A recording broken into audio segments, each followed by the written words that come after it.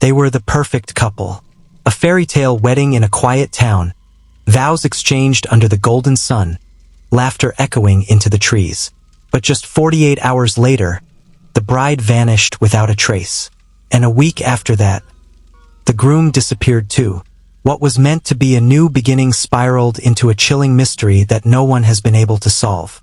This is the story of Elena Granger and Lucas Myers, a love story drenched in secrets, blood, and conspiracy. Elena was a 29-year-old nurse known for her kind smile and quiet life. Lucas, a software engineer with no criminal record, was charming and reserved. They met 2 years earlier on a dating app and quickly became inseparable. Their social media painted a picture of bliss. Their friends described them as soulmates. But behind the scenes, something was off. The wedding was held in a rented farmhouse on the outskirts of Ashfield, a rural town with less than 3,000 residents.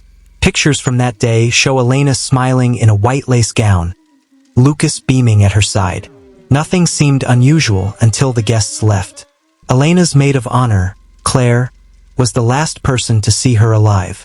Elena hugged her goodbye at 10:43 p.m., said she was heading to bed early. Lucas was cleaning up the patio. That was the last time anyone saw Elena. The next morning, Lucas called 911. His voice was calm, too calm, according to the dispatcher. He reported his wife missing, said she'd vanished from their bedroom in the night. No signs of forced entry, no signs of struggle. Her phone was still on the nightstand. Her suitcase remained untouched. The wedding dress was neatly folded on a chair. Only one thing was missing, Elena. Police searched the area, brought in dogs, helicopters, drones. Nothing. No footprints. No scent trail. It was as if she'd simply evaporated. The farmhouse had cameras, but all of them were disabled the night after the wedding.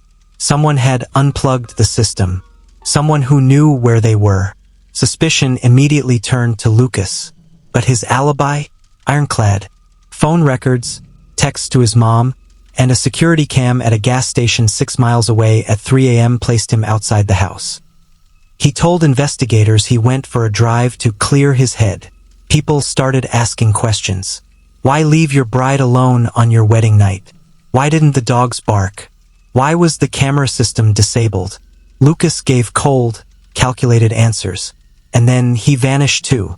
7 days after Elena's disappearance, Lucas was supposed to meet detectives for a follow-up interview. He never showed. His car was found abandoned by a bridge, keys still in the ignition. But no Lucas, no sign of a struggle. Just like Elena, he was gone. That's when the theories began. Some believe Elena discovered something horrifying about Lucas, something that got her killed. Others suggest the two staged their own disappearances. But if so, why leave everything behind? Her passport, his wallet, their honeymoon tickets, untouched. One theory, growing increasingly popular, is far more disturbing. That Elena was the target of a secret trafficking ring that Lucas was unknowingly tied to, or worse, knowingly involved with. But no evidence has surfaced. No ransom note. No digital trail. No DNA. Nothing. 3 months later, an anonymous package arrived at Claire's doorstep.